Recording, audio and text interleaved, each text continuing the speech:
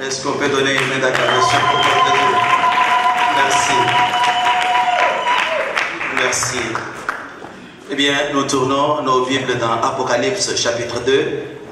Nous allons relire le texte que nous avons lu dimanche passé, du 1er au 7e verset. Apocalypse chapitre 2, du 1er au 7e verset. La Bible dit ceci: écrit à l'ange de l'église d'Éphèse, voici ce que dit celui qui tient les 7 étoiles dans sa main droite, celui qui marche au milieu des 7 chandeliers d'or. Je connais tes œuvres, ton travail et ta persévérance. Je sais que tu ne peux supporter les méchants, que tu as éprouvé ceux qui se disent apôtres et qui ne le sont pas, et que tu les as trouvés menteurs, que tu as de la persévérance, que tu as souffert à cause de mon nom, et que tu n'étais point fatigué. Mais ce que j'ai contre toi, c'est que tu as abandonné ton premier amour. Souviens-toi donc d'où tu es tombé, repens-toi et pratique tes premières œuvres. Sinon, je viendrai à toi et j'ôterai ton chandelier de sa place, à moins que tu ne te répandes. Tu as pourtant ceci, c'est que tu hais les œuvres des Nicolaïtes, œuvres que j'ai hais aussi. Que celui qui a des oreilles entende ce que l'Esprit dit aux églises. À celui qui vaincra, je donnerai à manger de l'arbre de vie qui est dans le paradis de mon Père. Merci Seigneur notre Dieu. Ce thème, nous l'avons commencé dimanche passé et il est intitulé « Rallume la flamme de ton premier amour pour ton Dieu ».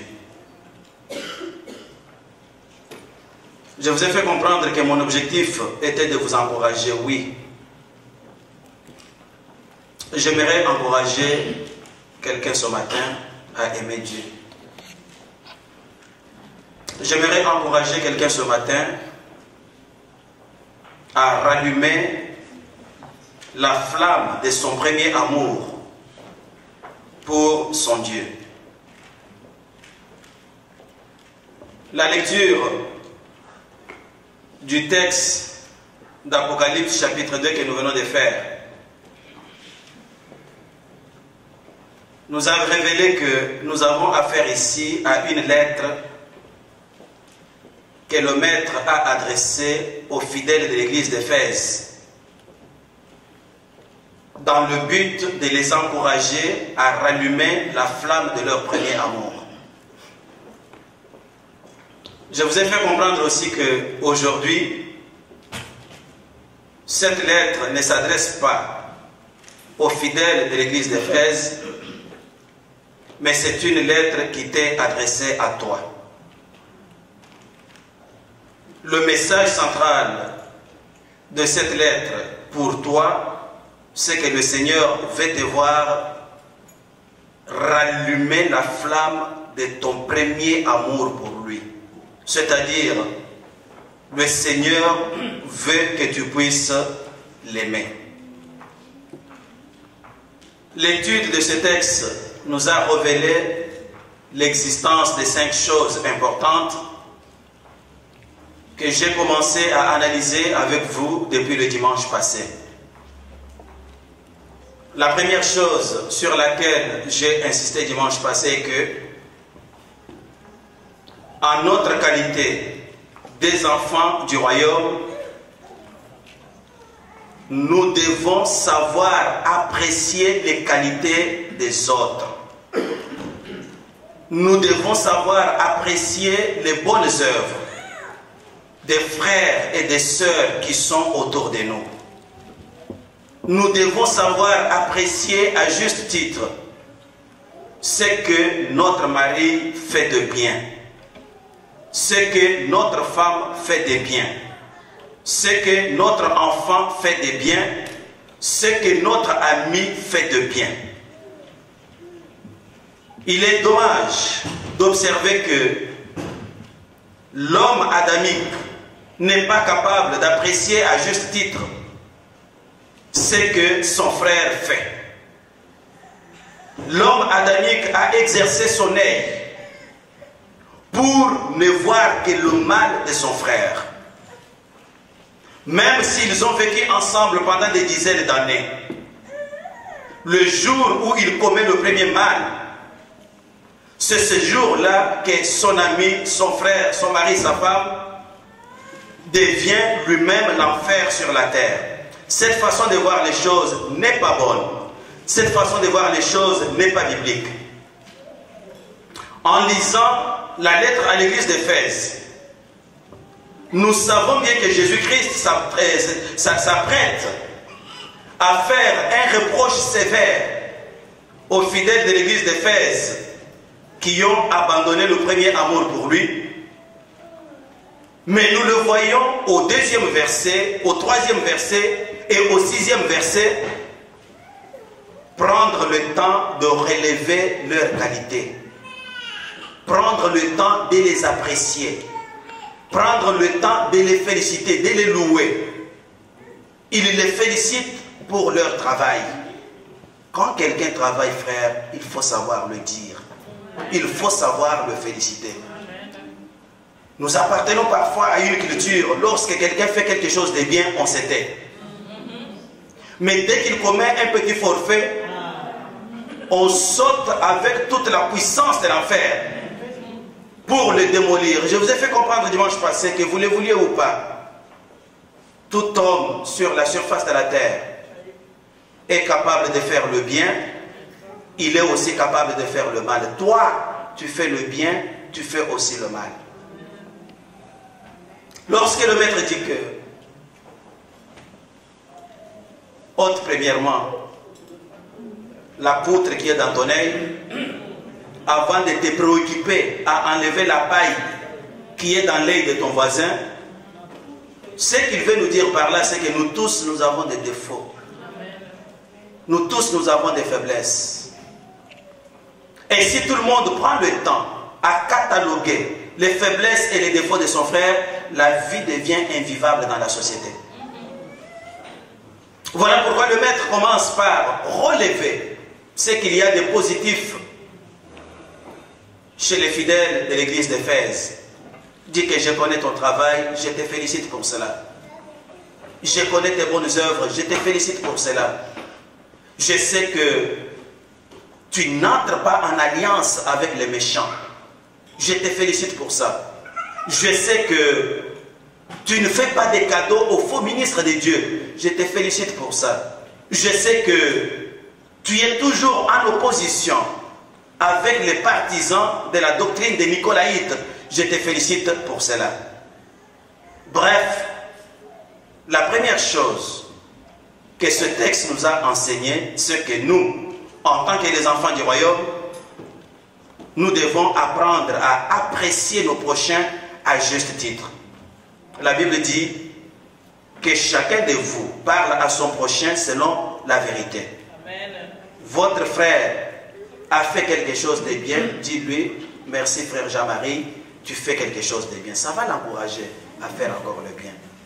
Et là où il a fait quelque chose de mal, dis-lui aussi que frère, ça, tu as fait quelque chose de mal. Parfois, nous devenons complices au péché des autres. Amen. Vous vous dites que non, si je lui parle, il va faire l'église. Qu'il fuit l'église, frère. Ce n'est pas ton église à toi, c'est l'église de Dieu. Amen. Mais tu l'auras aidé en lui disant la vérité. Non, frère, regarde ce que tu fais là, c'est dangereux pour toi, ce n'est pas conforme à la parole de Dieu. Oh non, non, non, non, attention, si tu lui dis, il peut quitter. Frère, tu n'as pas le pouvoir de lier quelqu'un pour l'attacher ici. Amen.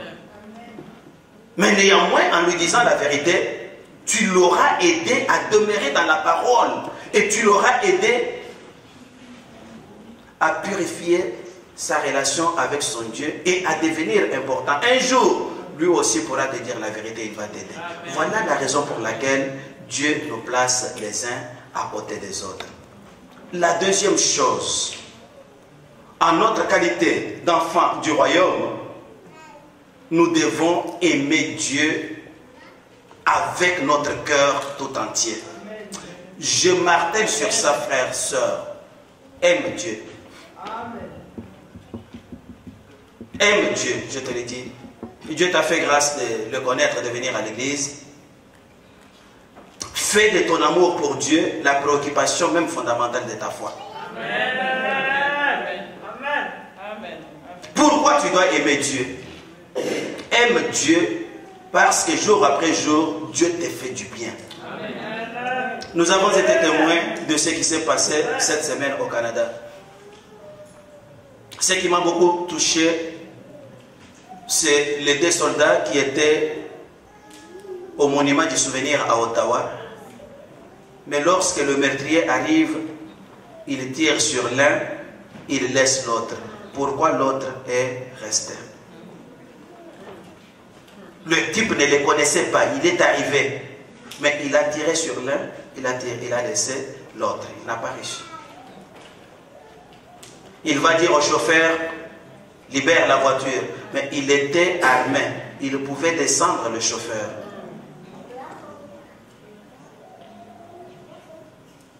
Frères, sœurs, parfois nous sommes très rapides dans nos jugements. Parfois nous croyons que le monde est toujours ce qu'il est aujourd'hui.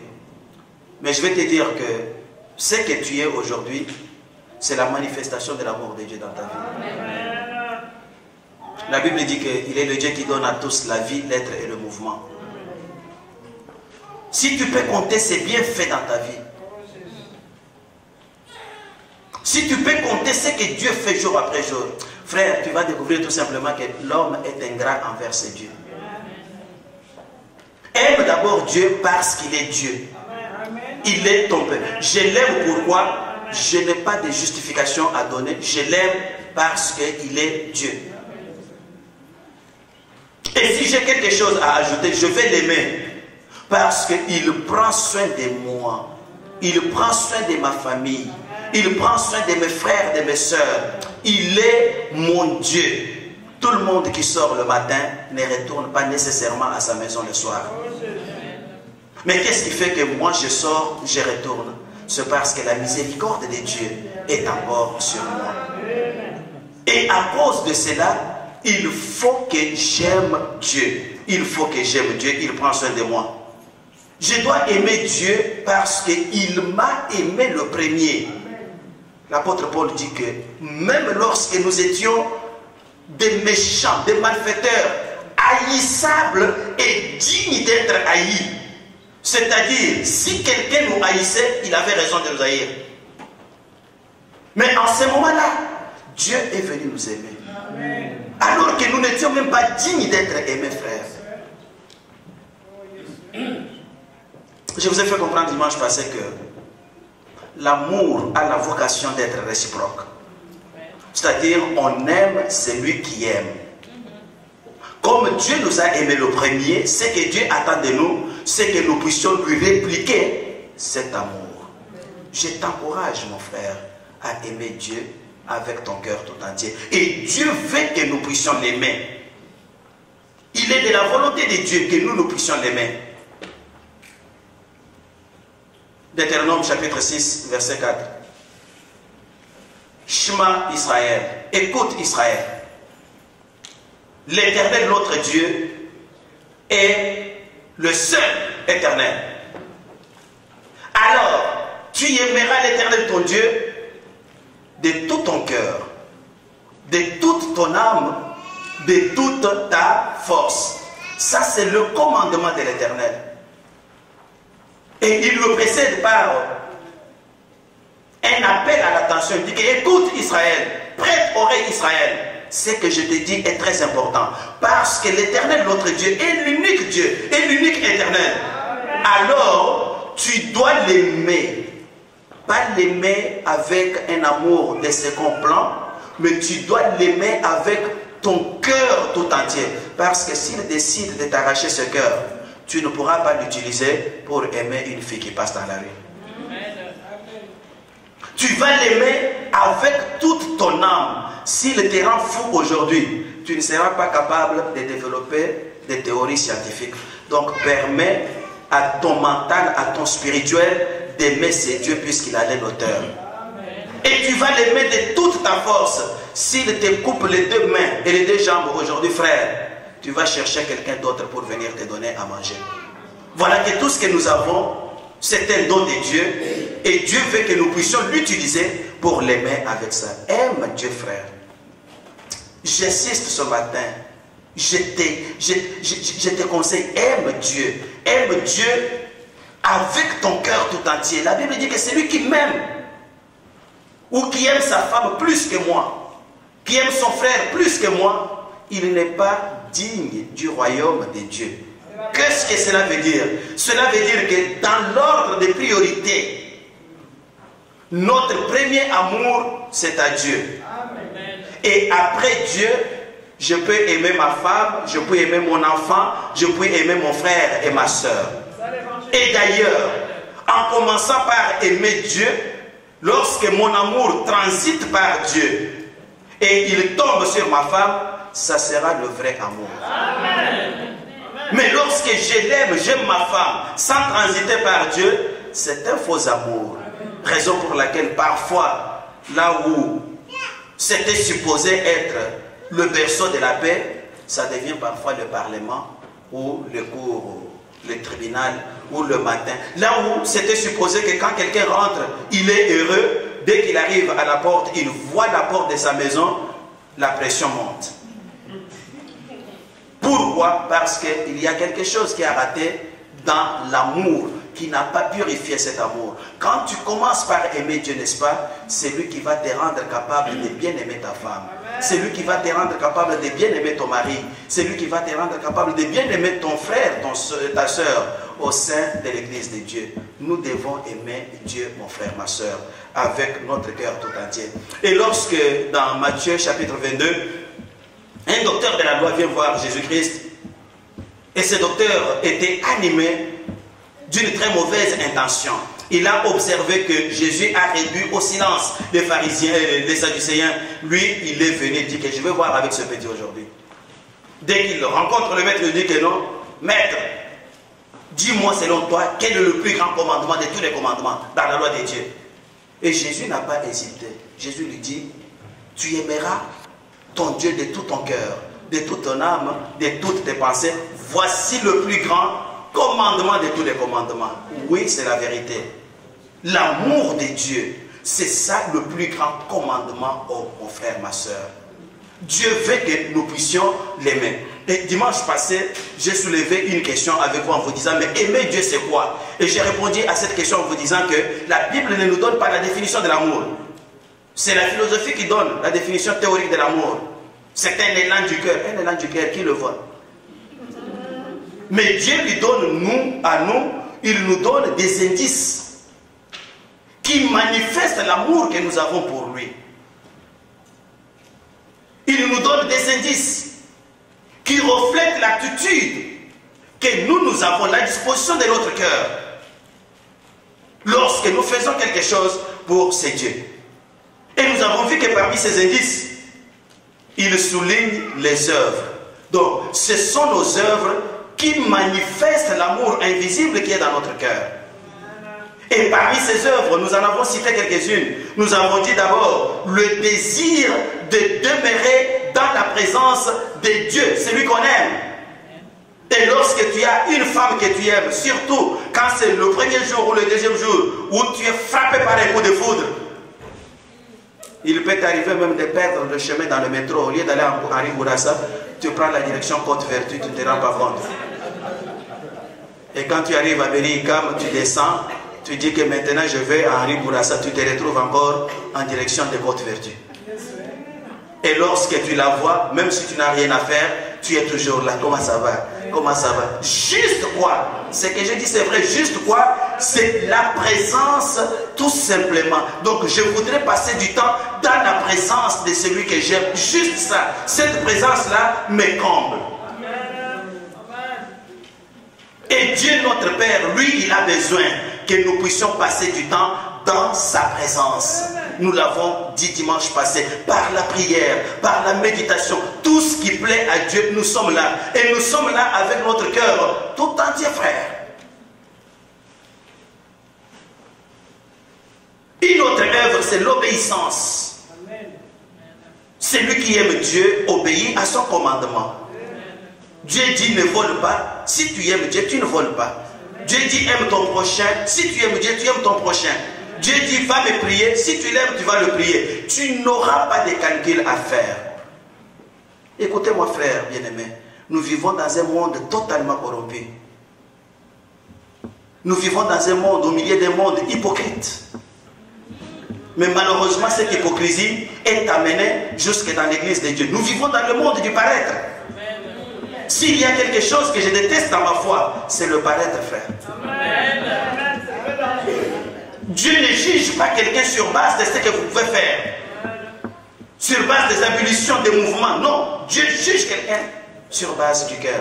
Et je fais un effort. Je vous le dis sincèrement. Je fais un effort pour paraître devant Dieu avec mon cœur et non pas avec le paraître. Je vous ai déjà dit que s'il était permis de se cacher au bureau, d'utiliser le micro pour prêcher, je serais le premier à le faire. Ça m'importe pas de me tenir devant vous pour partager la parole de Dieu.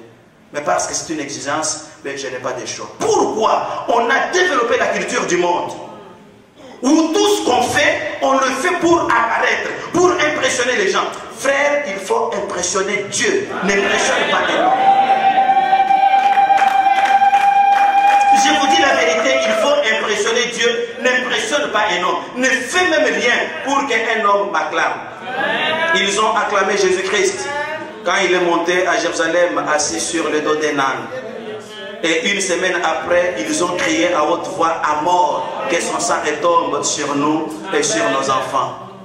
Notre démarche dans le ministère nous a fait voir ces choses-là. Nous le voyons jour après jour. Il y a des gens pour qui on a sacrifié tout. Il y a des gens pour qui on a voyagé en pleine nuit au risque même de notre propre vie. Mais quelques jours après, ces gens-là vous ont balancé comme si vous n'aviez jamais existé dans leur vie. Est-ce qu'on doit les en vouloir? Non. C'est comme ça. C'est comme ça que les choses se passent. C'est ça la vie du ministère. C'est ça la vie de l'église. Mais ce que vous devez faire, quand vous savez que non, je le fais pour Dieu, même lorsque l'homme va vous décevoir, vous allez continuer à le faire pour les autres. Parce que vous savez que votre récompense, vous la tirez du ciel et non des hommes. Frères, sœurs, et mon Dieu, je vous le dis sincèrement ce matin, aime Dieu. Ne cherche pas à impressionner quelqu'un. Aime Dieu. Aime Dieu avec ton cœur tout entier. Et Dieu le réclame. Il reproche à l'église d'Éphèse, il leur dit, ce que j'ai contre toi, c'est que tu as abandonné ton premier amour pour moi. Pourquoi Dieu va dire à l'église que je t'en veux parce que tu as abandonné ton premier amour? Parce que Dieu veut que nous puissions l'aimer. C'est le plus grand cadeau que nous faisons à Dieu, c'est de l'aimer. C'est une marque de reconnaissance. L'homme adamique est toujours ingrat. Aimer Dieu aussi, c'est savoir lui donner. Nous l'avons défini dimanche passé que la Bible dit, car Dieu a tant tellement aimé le monde qu'il a donné son Fils. La manifestation de l'amour, c'est le fait de donner. Donner quoi? Donner du temps, donner le cadeau, donner les services, donner tout. Vous devez, si vous aimez Dieu, vous devez être disposé à lui donner quelque chose. Et vous devez le faire avec votre cœur. Vous devez être disposé à lui donner votre argent. Il y a une doctrine présentement qui est en train de circuler. Oh, on ne peut plus donner la dîme à l'église. La dîme n'est pas de ce siècle. C'est bien. Quand Papa Léopold va déposer l'argent en banque, lorsque le banquier compte l'argent, il dit ça c'est la dîme, je mets à côté. Ça c'est l'offrande, ça vient ici. Ça c'est quoi, ça va là-bas. Frères, ce sont des questions inutiles. Paul dit que, en parlant aux Corinthiens, quand je suis venu vers vous, je n'ai eu d'autre pensée que de savoir Christ et Christ crucifié. la grande chose que nous devons savoir auprès d'un frère, auprès d'une sœur, c'est d'abord le Christ et le Christ crucifié, lui qui est l'auteur de la vie. L'argent, c'est quoi? Toi, tu vas me dire que je ne donne pas la dîme. Ne me donne pas la dîme, mais je te dis, donne-moi l'argent pour que je voyage et je vais payer. Ceux-là même qui disent qu'on ne donne pas la dîme, ils sont en train de payer des appartements. Mais vous payez des appartements avec quoi? Vous pensez que c'est le mot dîme qui change les choses? Ce qui change les choses, c'est quoi? Vous vous dites que ne donnez pas la dîme, mais vous raflez des milliers d'argent aux gens. Vous êtes un brigand. Et tout ça, c'est quoi? C'est la distraction, tout simplement. Au lieu de revenir au message central de l'église, d'aimer Dieu. Quand quelqu'un aime Dieu, il va lui donner. Ce n'est pas seulement l'argent. Tu vas donner l'argent quand tu en as. Tu vas donner ton temps. Tu vas donner tes qualités. Tu vas donner ton potentiel. Tu vas donner à Dieu en commençant par ton propre cœur et ta propre vie. Et c'est le fait de donner qui est la manifestation de notre amour pour notre Dieu. J'ai insisté sur ça dimanche passé. La troisième chose, c'est que le premier amour peut attraper un coup de froid. Dis à ton ami, à ton voisin, le premier amour peut attraper un coup de froid. Je suis très sûr que parce que nous sommes à Montréal, nous comprenons facilement ces choses-là. Lorsque l'hiver, il fait moins 30 degrés, et vous sortez sans avoir porté le manteau, vous courez rapidement. Lorsque vous retournez à la maison, vous n'êtes plus capable de bien parler. Vous dites aux gens, j'ai attrapé le coup de froid. Oui, c'est vrai, frère. Le premier amour peut attraper un coup de froid. Il peut se refroidir. Aujourd'hui, ça peut être très chaud. Chérie, je t'aime. Quand je ne te vois pas, je ne dors pas. Et pourtant, à minuit, tu dors, frère. Et pourtant, à minuit, tu dors bien. Tu rêves même, tu dors très bien. Tu as même des rêves. Mais tu dis quand je ne te vois pas, je ne dors pas. Faux, tu dors, frère. Mais après quelques semaines, tu dis, je ne veux pas te voir dans ma présence. Mais chérie, non, pousse là-bas. Ça, tu as mal préparé, ce n'est pas bon. Cette robe n'est pas bonne. Et toi, tu n'écoutes pas. Donc tout ça, c'est quoi? C'est que le coup de froid a déjà piqué le premier amour. Puisque dès qu'il est gelé là, effectivement, j'aime bien le terme, dès qu'il est gelé, les raisons commencent à se multiplier. Les observations, hein, puisque dans la nature des hommes, ce que j'ai observé chez les hommes, c'est bizarre. Ce que j'ai observé chez les hommes, l'homme ne voit que le mal chez quelqu'un d'autre. L'homme est incapable de voir son propre mal. Hein? C'est toi qui as fait ceci, c'est toi qui as fait cela, c'est toi qui as fait ceci, c'est à cause de toi. Non, même si toi tu arrives en retard, non, c'est à cause de toi que tu es arrivé en retard. Et c'est toi qui es arrivé en retard, c'est pas moi. Est-ce que quelqu'un peut donner une main d'acclamation pour ça?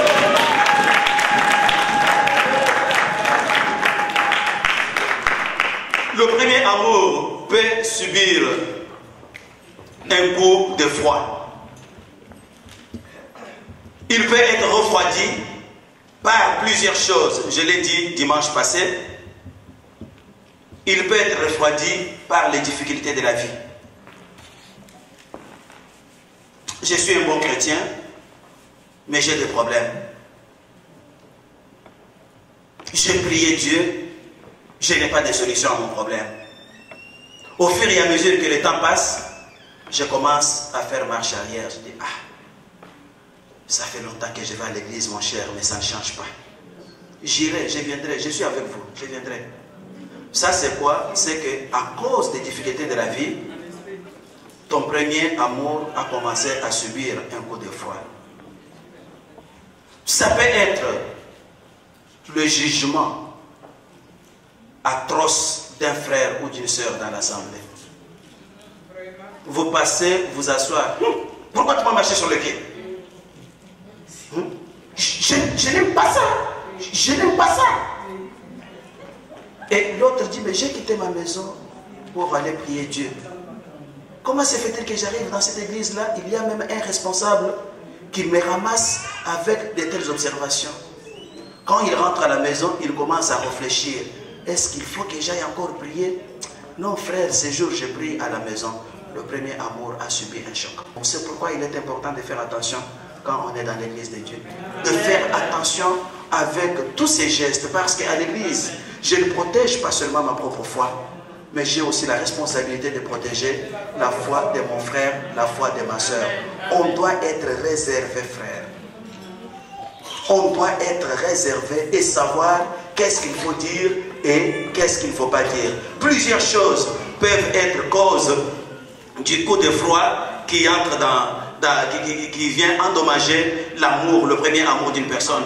Mais quelle est alors la thérapie pour que notre premier amour ne puisse pas refroidir? Le verset 5 dit, souviens-toi d'où tu es tombé. C'est-à-dire, passe ta vie en revue, prends conscience de ce que tu faisais il y a quelques années et tu vas voir certainement que voilà à quel niveau j'ai commencé à faillir. Si tu passes ta vie en revue, n'est-ce pas, tu verras par exemple que moi là, j'étais à l'église tous les dimanches de l'année, 52 dimanches, et même tous les mercredis de l'année. Tu vas le voir dans ta propre vie. Et tu te regardes aujourd'hui. Aujourd'hui, je commence à aller à l'église un dimanche sur deux. Dès que tu trouves cet écart, n'est-ce pas, c'est que ton premier amour a commencé à prendre un coup de froid. Moi, je ne demande pas que quelqu'un te juge. Je te parle ce matin dans l'objectif de t'amener à rallumer ton premier amour. Moi, là, même malade, je pouvais sortir évangéliser. Je pouvais sortir aller à l'église. Aujourd'hui, je commence à donner des raisons. Hey, j'ai mal à la tête. J'ai mal à la tête seulement entre 11h et midi pour l'intercession. À 13h, le mal de tête quitte. C'est que la vérité, c'est quoi? La vérité, c'est que ton premier amour est déjà attaqué. Toi là, tu étais à l'intercession, tu aimais la prière, tu adorais la prière. Aujourd'hui, pour quelque raison que ce soit, tu dors, ou tu vas te promener, ou tu programmes d'autres choses. Là où il y a des activités programmées à l'église. Frères, sœurs, ne vous dites pas qu'en le faisant ça, ça ne fait rien. Non, non, ce n'est pas que ça ne fait rien. Dieu est attentif à tous les petits détails de tout ce que nous faisons pour lui. Il est Dieu, il voit tout. Il lit même ce qu'il y a sur nos cœurs. Passe ta vie tout simplement en revue. Ne le fais pas pour faire plaisir à un frère, à une sœur, au pasteur. C'est pour ton éternité. Et si tu passes ta vie en revue, tu vas prendre conscience que oui, sur tel chapitre, mon premier amour a subi un coup de froid. Tel autre a subi un coup de froid. Et ça pourra te permettre de donner la thérapie à ce coup de froid pour que tu puisses guérir et que tu continues à plaire à ton Dieu. Quatrième chose, la patience de Dieu a des limites. La patience de Dieu a des limites. Dans Daniel chapitre 4, nous avons un récit très intéressant. Le roi Nabuchodonosor va avoir une vision pendant qu'il dormait. Et dans cette vision, il va voir un grand arbre, un arbre très beau avec un très beau feuillage. Et tous les oiseaux du ciel venaient trouver de la nourriture, se reposer sous l'arbre. Et dans sa vision, il voit un être angélique venir du ciel et crier à haute voix, abattez l'arbre, coupez les branches, enchaînez le tronc jusqu'à 7 ans. Lorsque il s'est réveillé, il a fait venir Daniel pour interpréter sa vision. Et Daniel lui a fait comprendre que le message que tu as vu, c'est un message vrai. Le grand arbre, c'est toi. Dieu t'a fait grâce, tu es devenu grand. Tu as une grande influence, une grande visibilité. Tu aides beaucoup de gens et beaucoup de gens dépendent de toi. Mais il y a un verdict de l'Éternel sur toi et sur ta vie. Dieu va t'enlever ton esprit d'homme. Et il va le remplacer par un esprit animal. Et tu iras dans la brousse brouter l'herbe comme des herbivores. Mais Daniel termine avec un conseil. Il dit, voici mon conseil, roi, mets fin à tes péchés. Alors tout cela ne va pas t'arriver.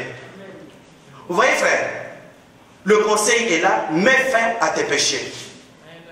Ici dans le texte que nous lisons, la Bible dit, souviens-toi d'où tu es tombé et répands-toi. Sinon, il faut souligner sinon.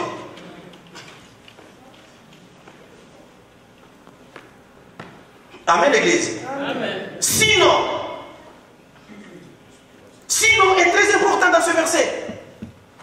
Sinon, qu'est-ce que je ferai? Sinon, je viendrai à toi et je vais te châtier. C'est ça, c'est ce que la Bible dit. En d'autres termes, c'est quoi? En d'autres termes, c'est que la patience de Dieu a des limites. Mais Dieu étant amour, il ne châtie jamais quelqu'un avant de l'avoir rappelé à l'ordre.